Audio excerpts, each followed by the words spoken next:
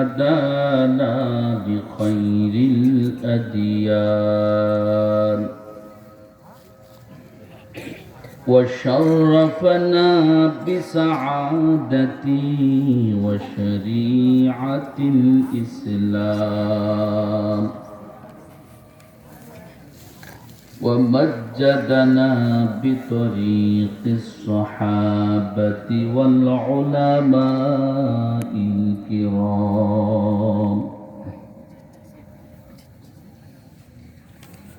ونشهد أن لا إله إلا الله وحده لا شريك له وأشهد أن سيدنا ومولانا محمدا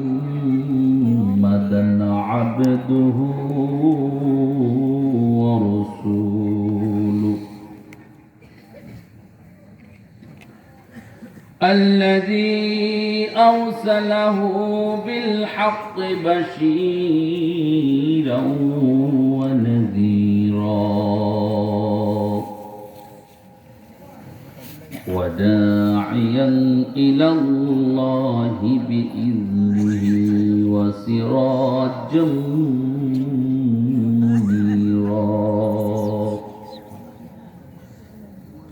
صلى الله عليه وعلى آله وأصحابه وبارك وسلم تسليما كثيرا النبي صلى الله عليه وسلم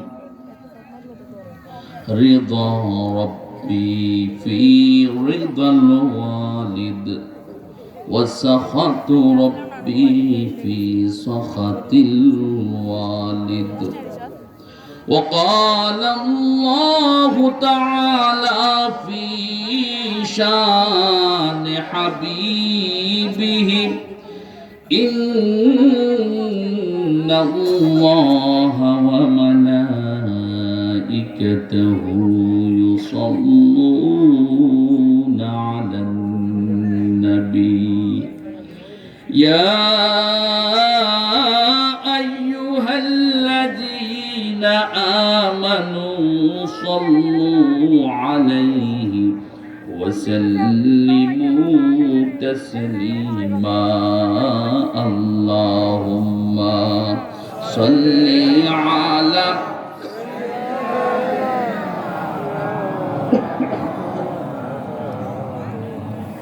وعلى آل سيدنا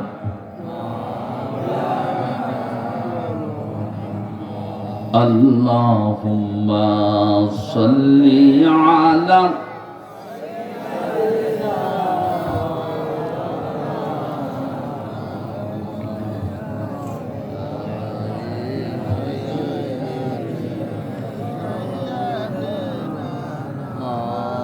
সকলের দরুদ ইব্রাহিম পড়ি আল্লাহুম্মা সাল্লি আলা মুহাম্মাদিন ওয়া আলা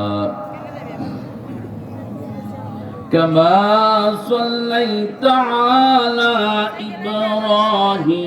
إبراهيم وعلى آل إبراهيم إنك حميد مجيد اللهم بارك على محمد وعلى آل محمد كما باركت على إبراهيم وعلى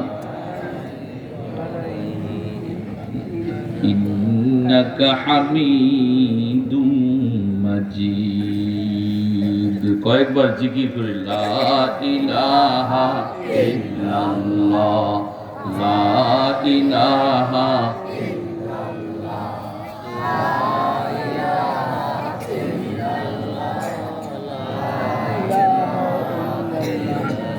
ইল্লাল্লাহ সবাই আওয়াজ দিয়ে বলি লা ইলাহা ইল্লাল্লাহ, লা ইলাহা ইল্লাল্লাহ।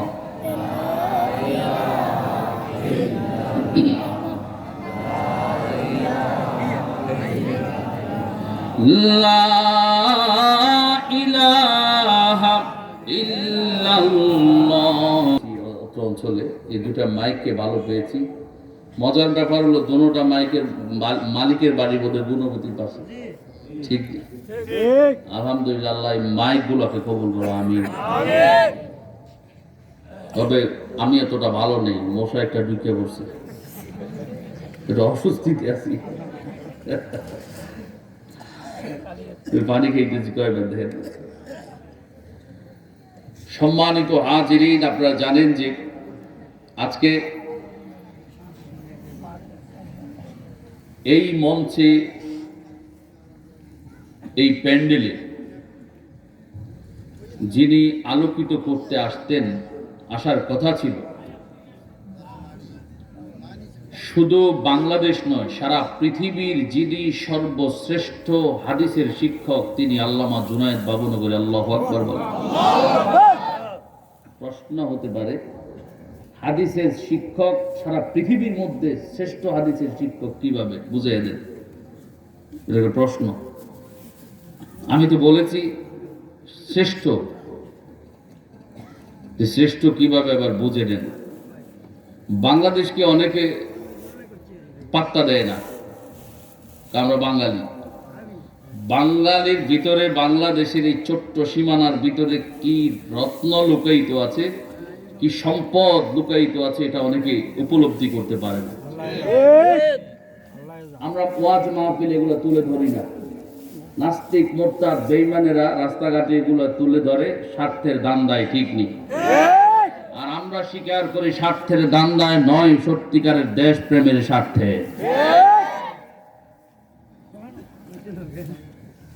কোরআনুল কারীমের ভেতরে একটা আয়াত আছে, ইন্না নাহনু নাযালনা যিকরা ওয়া ইন্না লাহু লাহাফিজুন। আল্লাহ বলেন, কোরআনকে আমি সৃষ্টি করেছি এবং এই কোরআনের হেফাজতকারী আমি আল্লাহ। জোরে বলেন সুবহানাল্লাহ। বলেছেন কে? আল্লাহ। এই আয়াতটা আমাদেরকে একটা প্রশ্ন সামনে এনে দেয়। কোরআনকে আমি সৃষ্টি করেছি, এটার হেফাজতকারী আমি আল্লাহ, তার মানে মানুষের, কুল কায়নাত, মাখলুকাতের, জলে স্থলে যা কিছু আছে আর সব কিছুর হেফাজতকারী কি তাইলে অন্য কেউ? জোরে কোন? এগুলোর হেফাজতকারী ওকে? আল্লাহ। আল্লাহ। তাফসীরের ভিতরে মুফাসসিরিন কিরামগণ লেখেন, আসমান জমিনের ভেতরে যত কুল কায়নাত মাখলুকাত রয়েছে সব কিছুর তত্ত্বাবধান করার জন্য, হেফাজত করার জন্য আল্লাহ তাআলা একদল ফেরেশতা নিয়োজিত করেছেন। আল্লাহু আকবার বলেন। কিন্তু একমাত্র কোরআনুল কারীম নিয়ন্ত্রণ করার জন্য, হেফাজত করার জন্য কোন ফেরেশতা নিয়োগ করেন নাই।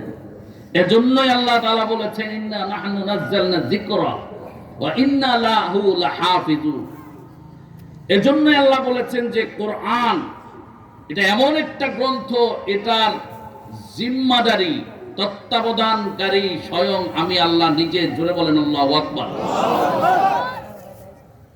আল্লাহ যেটা নিয়ন্ত্রণ নিজে সরাসরি করেন, এটা নিয়ে যদি কোনো ঘটনা পৃথিবীতে অলৌকিকভাবে বা বর্ণাঢ্য কোনো ঘটনা ঘটে যায়, তাইলে সেটাও কে ঘটিয়েছেন? আল্লাহ ঘটিয়েছে। দুবাইতে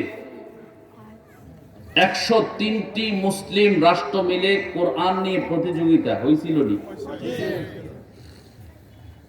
সেই প্রতিযোগিতায় সৌদি আরবের হুযায়ফা সিদ্দিক সেও অংশগ্রহণ করেছিলেন। যেই দেশে কোরআন নাজিল হয়েছে সেই দেশের সন্তানও, সেই হেরা গুহার দেশের, সেই জাবালে নূরের দেশের, সেই মক্কাতুল মুকাররমা, মদিনা মুআজ্জামা, সেই উহুদ, বদর, খন্দকের দেশের হুযায়ফা সিদ্দিক অংশ নিয়েছিলেন সত্য, তার সাথে আরো 102টি রাষ্ট্রের সন্তানেরা, কোরআনের হামেলেরা অংশ নিয়েছিলেন সত্য, কিন্তু কোরআন নাজিলের দেশের হুযায়ফা সিদ্দিক সহ 102টি রাষ্ট্রের রাষ্ট্রকে পেছনে ফেলে বাংলাদেশের একটা কুমিল্লার দাউদকান্দি উপজেলার মালিগাঁয়ের কালাসোনা গ্রামের এই গ্রামটাতে আমি বহুবার গিয়েছি। তরিকুল জয় করে নিয়ে এসেছেন, কোরআনের মুকুট নিয়ে বাংলার জমিনে ফিরে এসেছেন। এটা সরাসরি কার তত্ত্বাবধানে? সন্দেহ আছে? ইন্না নাহনু নাযালনা যিকরা ওয়া ইন্না লাহু লাহাফিজুন। বোঝা গেল এটা সাধারণ কোনো বিষয় নয়, এটা বাংলাদেশ। এটা কি? আবার বলেন, জোরে বলেন, সবাই বলেন।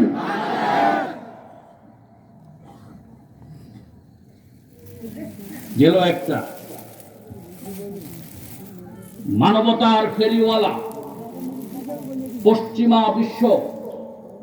কয়েকদিন আগে খবর বেরিয়েছে, গ্রিস, ইতালি, ইউরোপের বিভিন্ন দেশের কান্ট্রির সীমানাতে বহু আজনবী, বহু মুহাজির যারা নিজ দেশে আক্রান্ত হয়ে জালিমের শোষণের, নির্যাতনের শিকার হয়ে পার্শ্ববর্তী রাষ্ট্রে আশ্রয় নেওয়ার জন্য যেতে লাগছিলেন, তাদেরকে ধরে নির্মমভাবে পিটিয়ে পিটিয়ে রাইফেলের ব্যানার দিয়ে কুচিয়ে কুচিয়ে গুলি করে প্রকাশ্যে মারা হয়েছে। নাউজুবিল্লাহ। এরা মানবতার সবক দেয় আমাদের। কিন্তু নিজ দেশে পাশের রাষ্ট্রের আক্রান্ত মানুষদেরকে তারা আশ্রয় দেয় না। খোদ রসুল যে দেশে এসেছেন, সেই সৌদি আরবিয়া, তারাও তো দেয় না। অনেকে আবার বলেন, হুজুর নবীর দেশের বদনাম করতে নাই। ঠিক নেই, তুই আবু জাহিলের বদনাম কি করছ? নবীর দেশের বদনাম না, অন্যায়কারী অপরাধী যেইখানেই বসবাস করবে তার বিরুদ্ধে বলার ইমানই দায়িত্ব। ভাইরা আমার, 5,500-এর বেশি আলেমকে হক কথা বলার কারণে সৌদি আরব কোথায় গুম করে রেখেছে তার খবর নাই। নাউজুবিল্লাহ। আন্তর্জাতিক স্কলার 5,500, একজন দুজন নয়, 5,500, যার মধ্যে ডক্টর আয়াজ আল কারনির মতো Islamic scholar, international Islamic scholar রয়েছে। কোথায় রেখেছে কেউ বলতে পারে না। আর যারা সৌদি আরবে ছিলেন, আপনারা জানেন যে তাদের জেলখানা বাংলাদেশের জেলখানার মতো জামাইয়াদরের জেলখানা না। এমন এমন জেলখানা আছে, সূর্য কখন উঠে আর কখন ডুবে বলা যায় না। বলছিলাম, মিয়ানমারে যখন রোহিঙ্গা মুসলমানরা আক্রান্ত হলেন, সারা পৃথিবী মানবতার সবক দেয় সত্য, কেউ কাউকে জায়গা দেয় না। কিন্তু আমার বাংলাদেশ নিজে না খাইয়া, বাংলাদেশের মানুষ জুমা মসজিদে 2 হাতে দান করেছে রোহিঙ্গা মুসলমানদের জন্য। নিজে ভাড়া দিয়ে গিয়ে ওই টেকনা, পুকিয়া, সাবরাং, ওয়াবরাং, গমদুম, শাহপুরের দ্বীপ, নীলা অঞ্চলে গিয়ে মানুষ পঙ্গপালের মতো রোহিঙ্গাদেরকে দান করে এসেছে। এটা বাংলাদেশ। তাহলে মানবতার, কোরআনের দিক থেকেও বাংলাদেশ বর্তমানে সর্বশ্রেষ্ঠ। ঠিক না বে ঠিক? 103টা রাষ্ট্র প্রতিযোগিতা করেছিল, কম্পিটিশন। 102টা রাষ্ট্রকে পিছনে ফেলে কোরআনের বিজয় কোথায়? বর্তমানে কোথায়? বাংলাদেশ। কথাগুলো কি জন্য বলছি একটু পর সেটা বুঝতে পারবেন, উপলব্ধি করতে পারবেন। মানবতা যেখানে সারা পৃথিবীতে ডুমরে কাঁপছিল, মানবতা যেখানে প্রশ্নবিদ্ধ হচ্ছিল, তখন মানবতা এসেছে কোথায়? বাংলাদেশে রোহিঙ্গা মুসলমানদের মধ্য দিয়ে। ভাইরা আমার,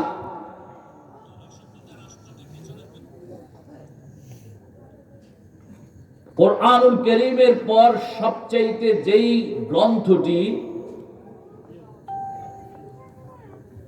সবচেয়ে বেশি গ্রহণযোগ্য, সেটার নাম হলো বুখারী শরীফ। জোরে বলেন কি? বুখারী শরীফ।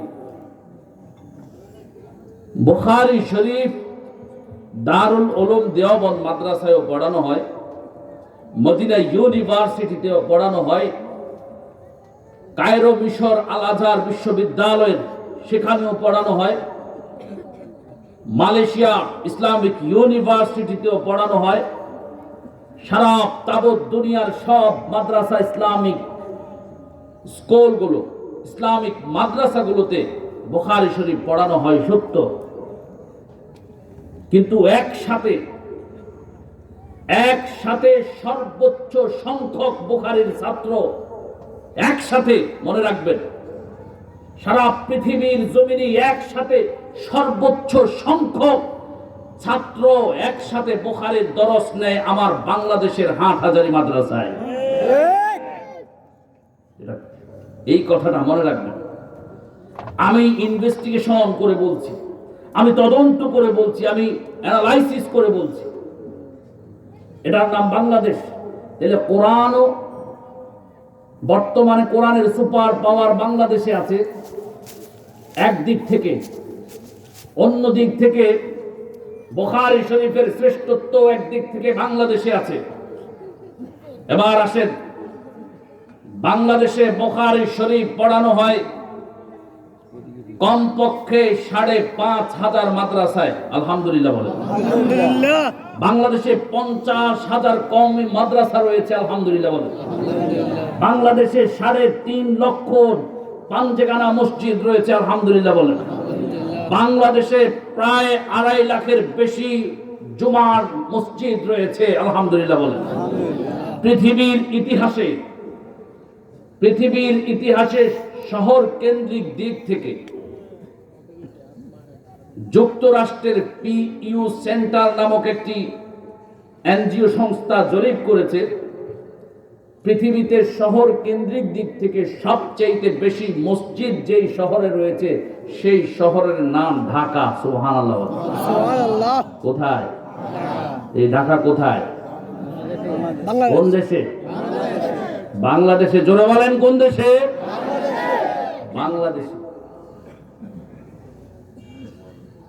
2005 সালেও এটা ইরাকের, 2001 সালের দিকে, এটা 2 সালের দিকে কোন বার্তা সংস্থা জানিয়েছে 5 সালের দিকে এটা ইরাকের ফালুজা শহরে ছিল, কিন্তু এখন বাংলাদেশে। বুখারী শরীফের একটা দিক থেকে শ্রেষ্ঠত্ব জানলেন, সবচেয়ে একসাথে সর্বোচ্চ সংখ্যক ছাত্র হাদিসের দরস নেয়, বুখারীর দরস নেয় বাংলাদেশের হাটহাজারী মাদ্রাসায়। আর যার ক্লাসের ভেতরে সর্বোচ্চ সংখ্যক ছাত্র অন্যান্য মাদ্রাসা থেকে এসেও সামাত করেন। সামাত শব্দটি আলেমরা ছাড়া অনেকে বুঝতে পারবেন না হয়তোবা, তবে এটার অনুবাদ করে দিচ্ছি, অর্থাৎ শুনেন। মানে এটা সে অন্য মাদ্রাসার ছাত্র, হয় নানুপুরের, নাই তালিম উদ্দিনের, নাই বাবুনগরের, নাইলে পটিয়ার, নাইলে অন্য মাদ্রাসা, জিরি মাদ্রাসার আশপাশের সারা বাংলাদেশ থেকে অনেক ছাত্র গিয়ে ভর্তি হলো সে এক মাদ্রাসায়, কিন্তু বুখারীর তাকরীর শুনে সে যে হাটহাজারী মাদ্রাসায়। এটার কারণ কি? কারণ হলো হাটহাজারী মাদ্রাসায় বুখারীর দরস বর্তমানে যিনি দেন দুজন, একজন হলেন প্রধান শাইখুল হাদিস, তিনি আল্লামা আহমদ শফি, বারাকাল্লাহু ফি হায়াতি, সকলে বলুন আমিন। 2 নাম্বার হলেন আল্লামা হাফেজ জুনায়েদ বাবুনগরী, বারাকাল্লাহু ফি হায়াতি, সকলে আমিন বলেন। আমিন। এই আল্লামা জুনায়েদ বাবুনগরীর দরসে মাদ্রাসার মূল ক্লাসরুম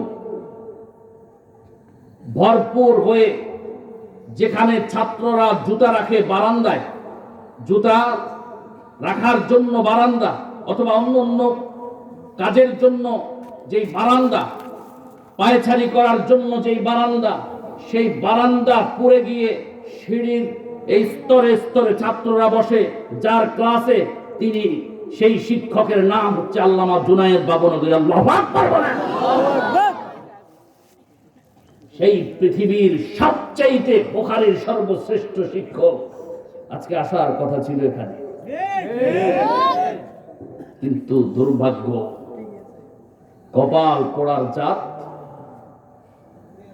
যাদের উস্কানি, অসমর্থন, অসহযোগিতা, বিতর্ক, আন্তরিকতার অভাবে তিনি এখানে আসতে পারেননি। আল্লাহ ওই সকল বোধ বিবেকহীনদেরকে হেদায়েত দান করো সকলে, আমিন। তাকে নেয়ার জন্য একটা মাহফিলে নেয়া এত সহজ মনে করছে? আল্লামা বাবুনগরীর একটা শিডিউল পাওয়া এত সহজ? এত সহজ ছিল? এত সহজ ছিল না। বলে কেন? কেন সহজ ছিল না?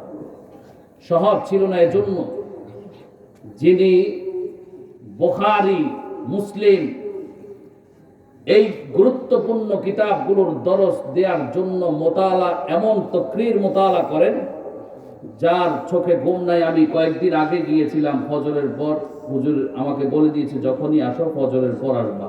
তো রাতে চলে যাই কখনো দেখা করতে গেলে।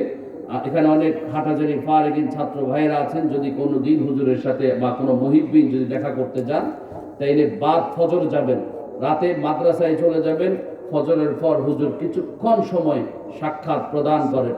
স্পেশালি যারা যায়, যা একেবারে কাছের ছাত্র, অনেকে আছে হুজুরের ছাত্র, হাটাজারি পড়েছেন, যাবেন তখন কথা। কিন্তু আমি সেদিন দেখলাম হুজুর চোখ একেবারে নিবু নিবু নিবু নিবু অবস্থা।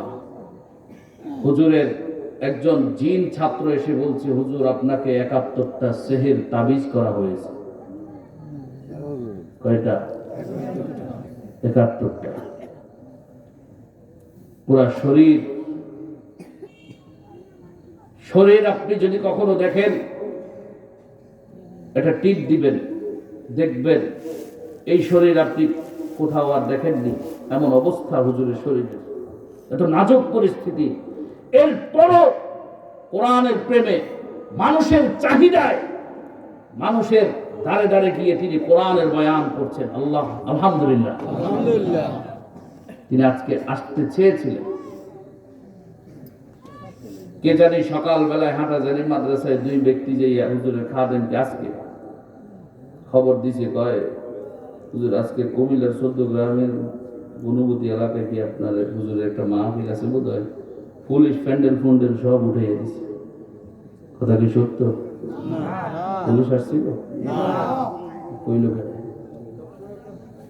হ্যাঁ, হুজুরের খাদেম আমার ফোন দিচ্ছে, হুজুর এই কাহিনী আপনি তো জানালেন না। হুজুর তাজ্জুব, কি কয় এটা? ফোন দিলাম মাহফিল কর্তৃপক্ষ, কয় না আমাদের এলাকায় তো পুলিশ আসেনি। এলাকার বদনাম হয়েছে কি হয়নি? তোরা কেমন দেশপ্রেমিক এলাকার নামে বদনাম করিস? কেমন দেশপ্রেমিক তোমরা? ভাইয়েরা আমার, আমি একটা আয়াত তেলাওয়াত করেছি। আয়াতটি অত্যন্ত গুরুত্বপূর্ণ। তার আগে আমি আরো দুটি আয়াত আপনাদের সম্মুখে শোনাই। সূরাতুর রুম আয়াত নম্বর ৪১। আল্লাহ বলেন, যাহারাল ফাসাদু ফিল বাররি ওয়াল বাহরি বিমা কাসাবাত আইদিন নাস। স্থলে এবং জলে যেই সকল গজব আর আযাব তোমরা দেখতে পাও, আল্লাহ এগুলোর দায়বদ্ধতা নেন নাই। এগুলোর দায়বদ্ধতা আল্লাহ নেন নাই। সুতরাং এগুলো আসার পর যদি আল্লাহর কাছে, আল্লাহ তুমি গজব থেকে রক্ষা করো, আল্লাহ এগুলা বলতে বলতে বলতে বলতে মুখ দিয়ে ফেনাও বের হয়ে যায়।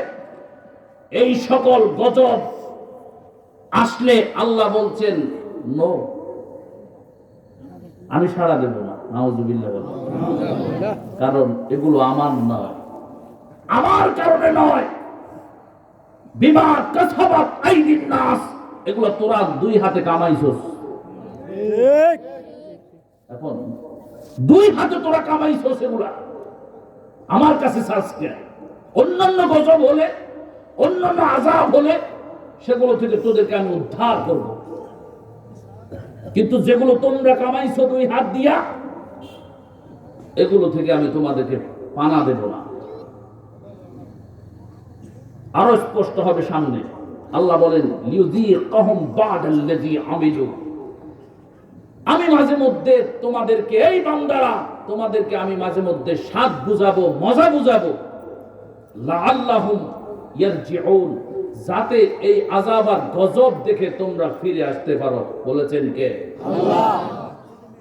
2 নাম্বার আয়াত, সূরাতুশ শূরা আয়াত নম্বর 30। আল্লাহ বলেন ওয়ামা আসাবাকুম মিন মুসিবাতিন ফাবিমা কাসাবাত আইদিকুম, পৃথিবীতে যত মুসিবত আর আযাব গজব তোমরা দেখো, এগুলো আমি দেই না, ইচ্ছে করে সাদে তোমাদেরকে দেই না, এগুলোও তোমাদের হাতের কামাই।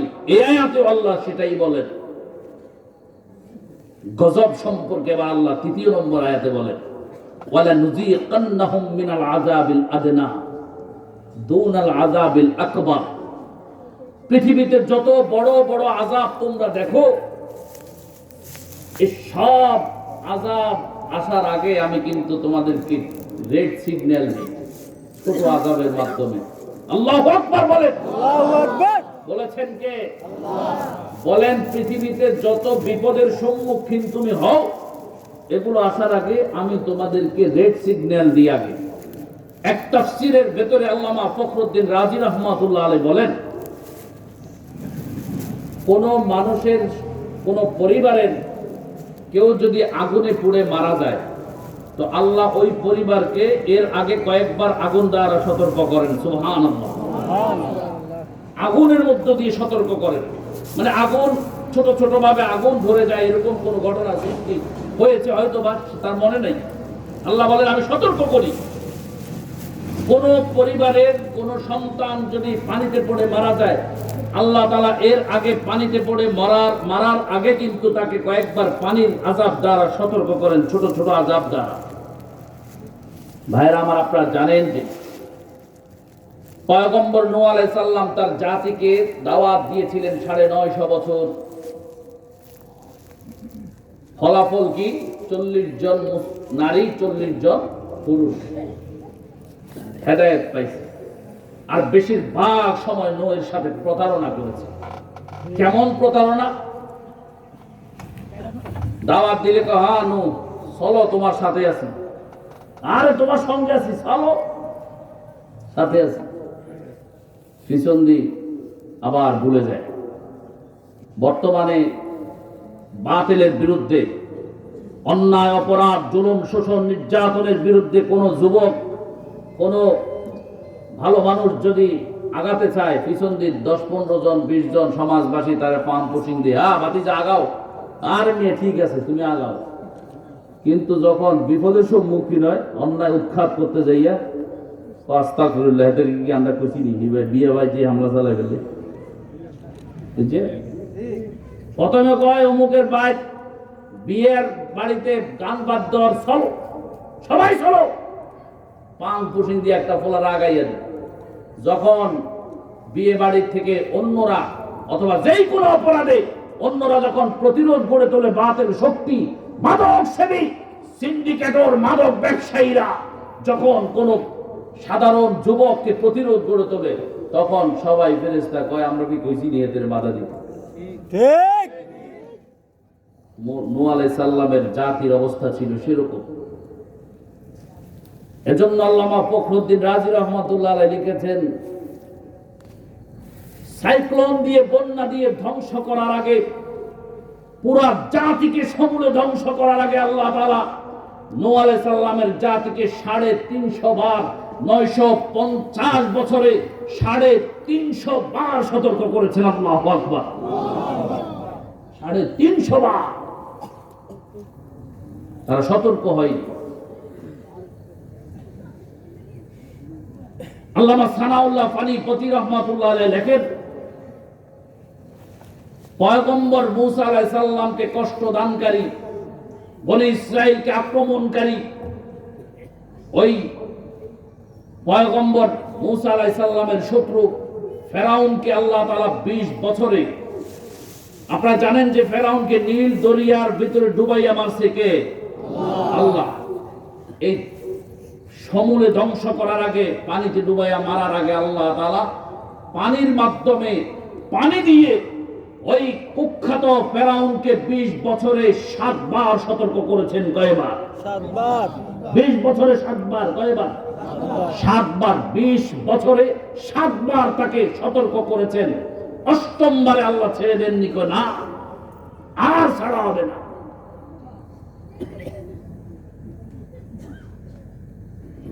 সাইয়্যিদুল আম্বিয়া রাহমাতুল লিল আলামিন, রাহমাতুল লিল আলামিন, বিশ্বনবী পয়গম্বর আরবি মুহাম্মদুর রাসূলুল্লাহ সাল্লাল্লাহু আলাইহি ওয়াসাল্লাম যেই কোরআন পৃথিবীর জমিনে নিয়ে এসেছেন, এই কোরআনের ভেতরে আল্লাহ তাআলা ওই কুখ্যাত ফেরাউনের ঘটনা বর্ণনা করতে গিয়ে তিনি বলেছেন, আল্লাহ রাব্বুল আলামিন প্রকাশ্যে বলেছেন,